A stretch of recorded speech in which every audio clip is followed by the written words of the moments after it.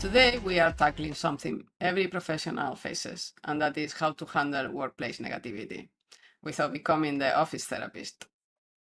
That's right. So whether it's gossip, complaints, or that one person who seems to find fault with everything, we've got some strategies for you today that actually work. So, chronic complainers, there are the people who bring problems but never solutions. Normally, you will find that from time to time, but the first step is understanding. If you understand what is happening, then you may be able to know what is the best strategy. So, you can start by saying, I can see you are frustrated. Like, what is going on? Tell me. Right. So sometimes they don't even realize they're being negative. But if it continues, you can become more direct. How can I help? Can I do something to make this easier for you? How can I help fix it?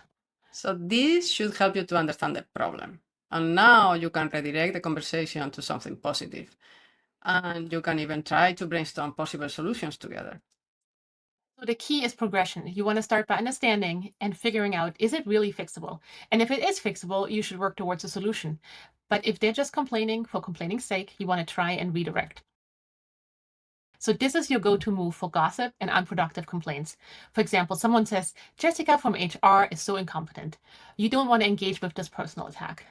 Instead, acknowledge their feelings, but pivot to solutions, or let's see if it was an emotional discussion that it needed to happen. And that's all. Another example could be someone says, the platform team never understands us. And you could turn it around. It sounds like there's a communication gap. What if we created a process for communication?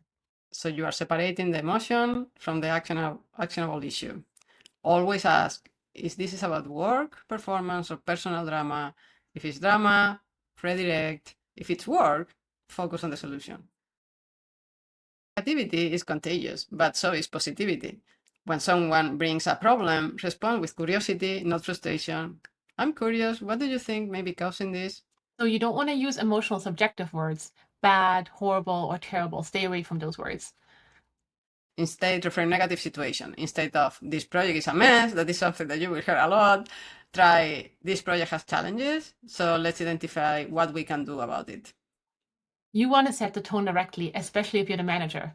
For example, you could say, I want our meetings to be solution focused. When we discuss challenges, let's also talk about what we can do about them. Remember, you are not the office therapist. You are a leader or a colleague. There is a difference between being supportive and enable negative behavior. So remember, start with redirection and refocusing, set clear boundaries, and model the positivity you want to see. It'll make for a much healthier and fun work environment. That's Well, all. see you next time.